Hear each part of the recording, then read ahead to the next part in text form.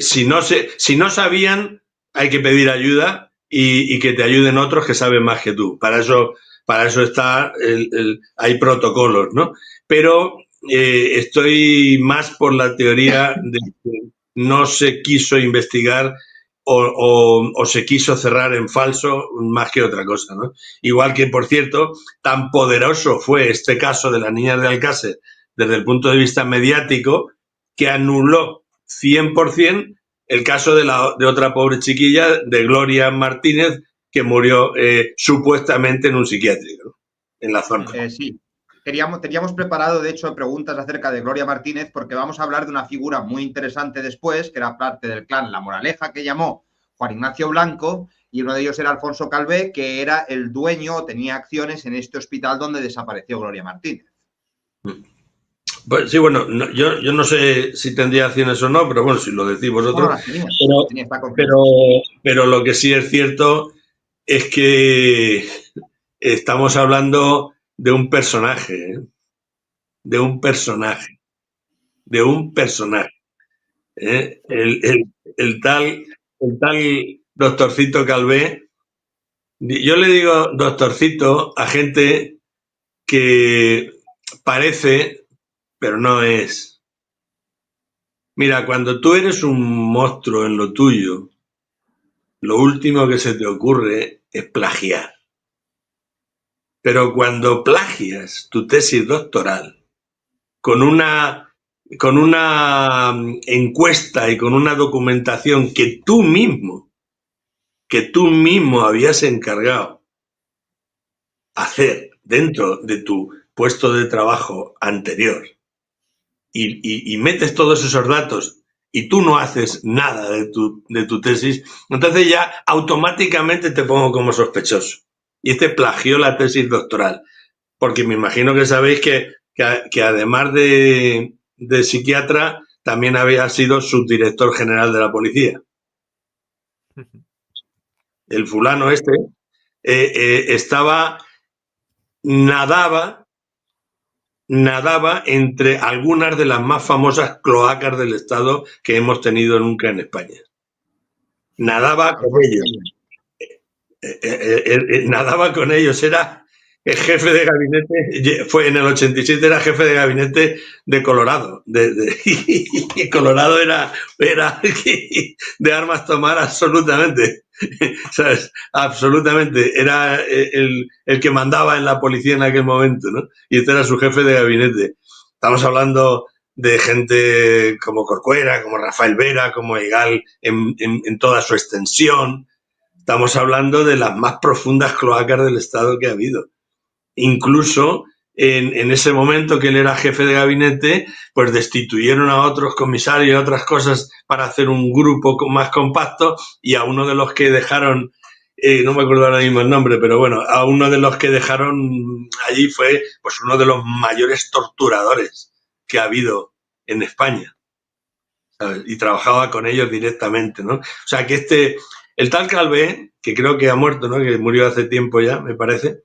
El tal Calvé a lo mejor ha encontrado la salvación en el más allá, pero el tipo era de armas tomar también. El tipo era de armas tomar.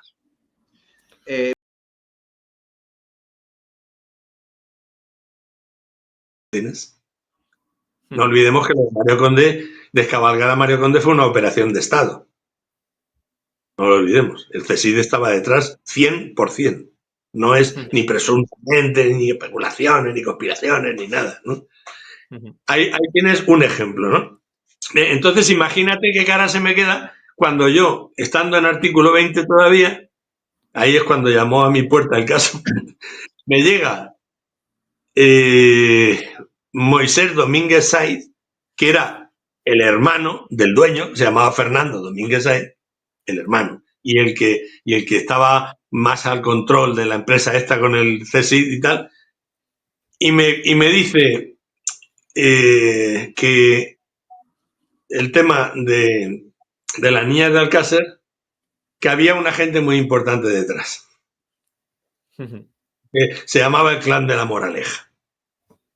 En fin, Yo no le hice mucho caso, pero no le hice mucho caso, sinceramente, porque llevábamos un nivel de investigación tan grande en tantos temas importantes que es que yo no tenía tiempo absolutamente de nada. A veces no tenía tiempo ni de comer, ¿no? Entonces lo escuché, como era un tema del año 92 y tal, me quedé con la copla, me quedé con la copla y ya está, ¿no? Pero lo que vengo a reivindicar con esto es que el tipo que dijo eso no es un pringao, no es un loco, no es alguien que pasaba por ahí y se ha inventado una conspiración, no es un zumbao que de repente, por supuesto, ha hecho también algunas trastadas desde el punto de vista empresarial, pero bueno, como todos los empresarios, ¿no? Pero, pero que no es uno que pasaba por allí o uno que tenía un canal de YouTube o lo que sea, no, no, no.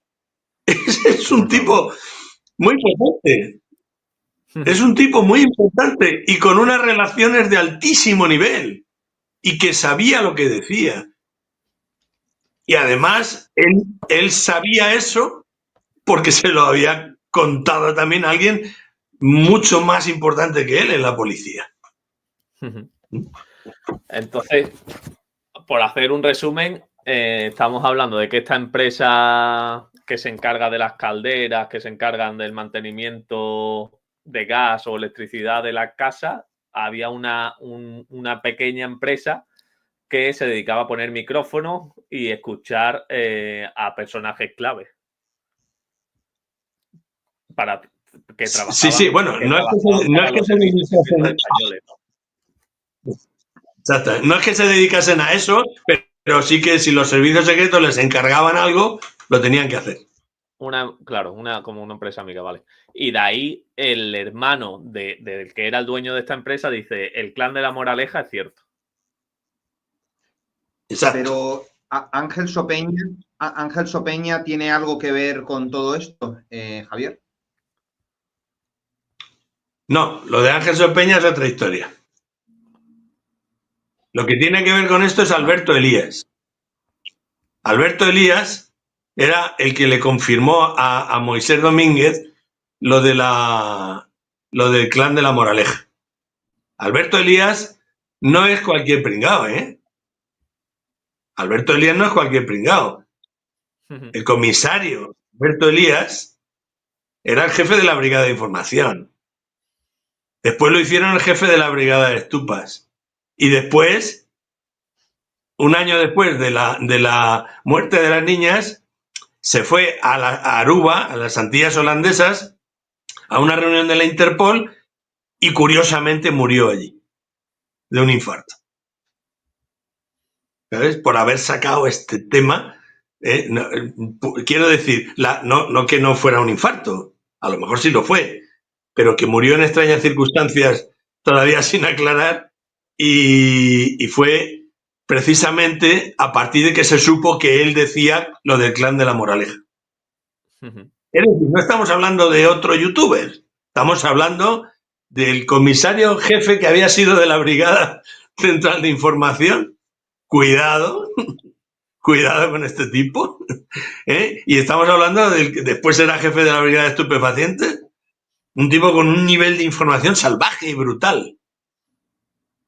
Un tipo que también tenía profunda relación con todas las cloacas del Estado. De hecho, él mismo tenía un casco con una linterna y unas botas de estas de agua, seguramente, para andar por las cloacas a diario. Sí, totalmente. Para no mancharse del todo, ¿no? Entonces, yo no digo que el clan de la Moraleja matase a nadie. Yo lo que digo es que las personas que pusieron el foco sobre el clan de la Moraleja no eran cualquiera. Era gente que podía tener una información que nadie más tuviera, ¿vale? Y lo que dices de ¿cómo has dicho? Del otro, del ginecólogo. Ángel Sopeña. Ángel Sopeña.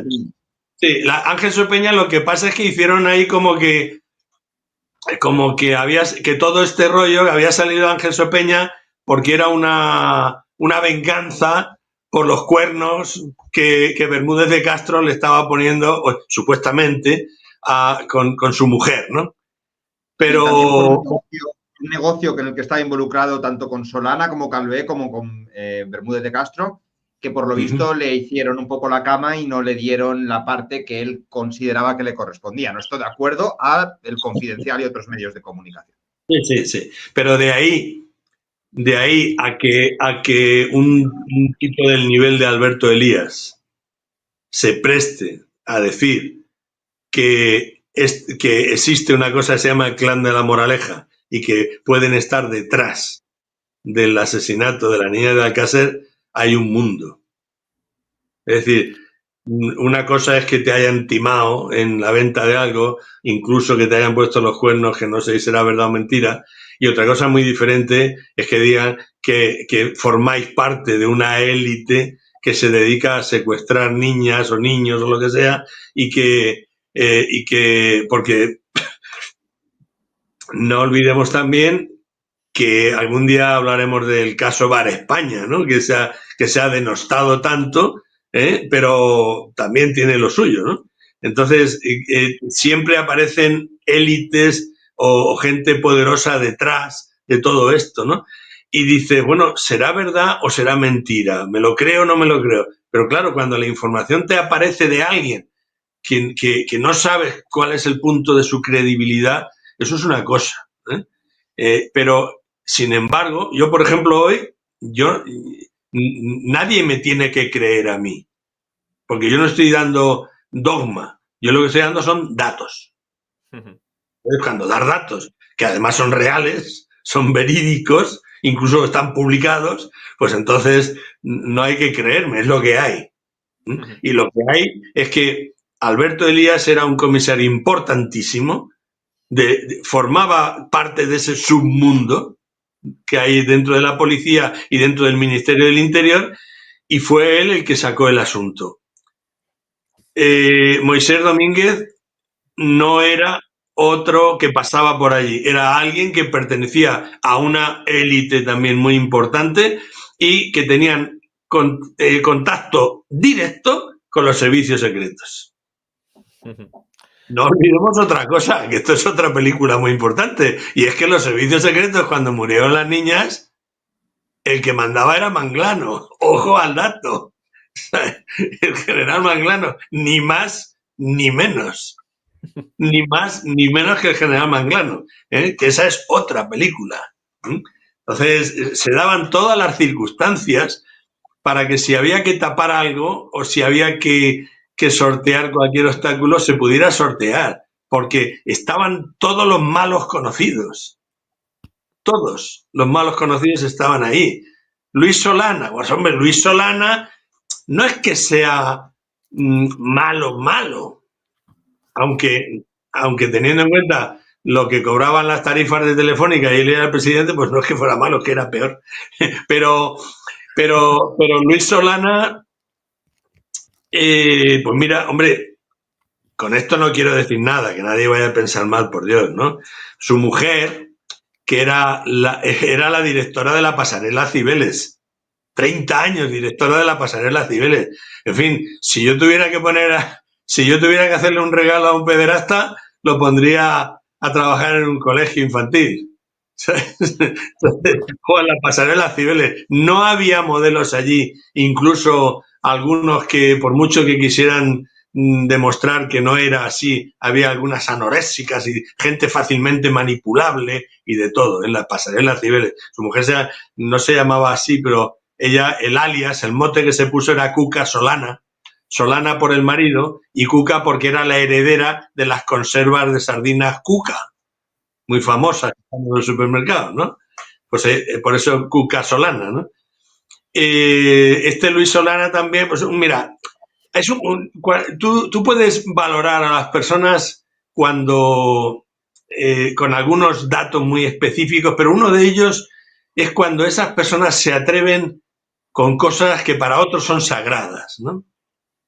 Entonces, Si ahora mismo ponéis aquí en esta retransmisión, entrevistáis a un tipo para que opine de mí y lo que hace es poner verde a mi madre, pues entonces ya para mí cualquier cosa que diga ese señor ya no vale, ¿no?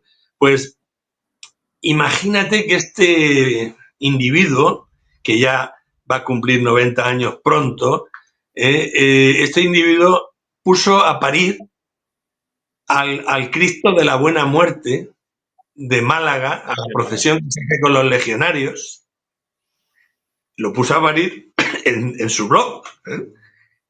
Permitió un montón de comentarios diciendo el ridículo que eran los legionarios levantando un muñeco, un palitroque, un no sé qué, tal y cual. ¿Tú sabes la cantidad de miles y miles y miles de personas que se sintieron heridas por esta historia de Luis Solana? ¿Sabes?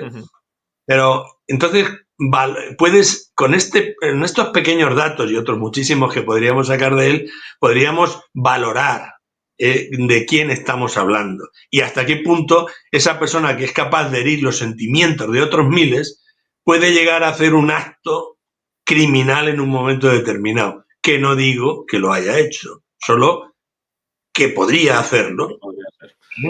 Igual que Bermúdez de Castro. Pues hombre, imagínate, ¿vosotros sabéis quién es Ornella Muti?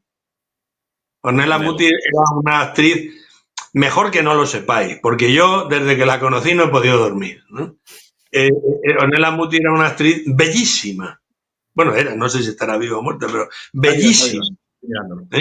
Y entonces, pues este Bermúdez de Castro era un poco, pues, en fin, como todos los productores importantes, ¿no? Que el tipo, pues, le tiraba todo lo que se movía, ¿no? Y no es que eso sea malo ni bueno, pero bueno, ahí tienes lo que ha pasado en Estados Unidos con este tipo de productores, ¿no? Bueno, pues Ornella Muti se quedó embarazada. Y entonces pensaban que era de Bermúdez de Castro, porque ella nunca lo dijo, ¿no?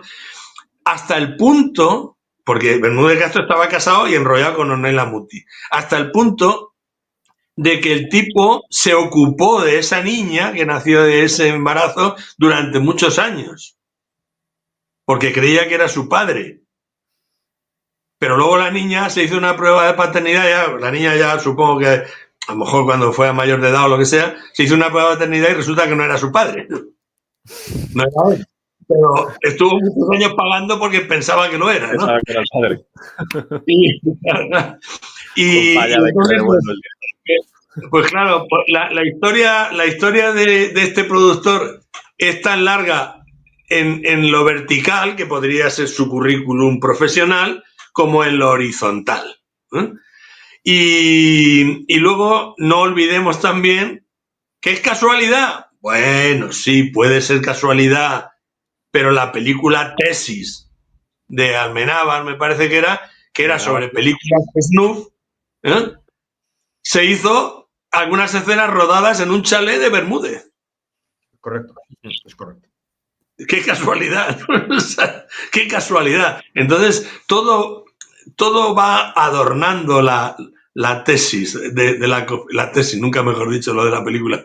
Todo va adornando la teoría de que esto pueda ser cierto, ¿no? Todo la va adornando. Y digamos una cosa, si al final planteamos el decir, mira, esto es una locura, estos tíos no existen como clan, ni existen como asesinos, ni como violadores, ni como nada de nada. Genial, me parece genial, porque si yo supiera que existieran y que son ellos de verdad, tendría que estar mañana mismo en los tribunales diciendo, mira, he descubierto esto y vengo a denunciarlos, ¿no? Genial. Pero sí que da lugar a que se mantenga la teoría. Todo lo que estamos hablando en este programa de hoy da lugar a que se mantenga la teoría de la conspiración, la teoría del clan de la moraleja, o al menos la teoría de que puede haber algo diferente de lo investigado, de lo investigado a nivel oficial, de que puede haber algo que está detrás de todo eso y que se nos escapa. Yo tengo una pregunta. ¿Es Alberto Elías quien le dice a Juan Ignacio Blanco la existencia de este Según he leído yo, es Sopeña, Sopeña, ¿no? el que le dice a Juan Ignacio Blanco, pero Vale. no sé si Javier tiene alguna información. No lo sé, eso no lo sé. Pues yo quería preguntarte también en torno a esto, ¿vale?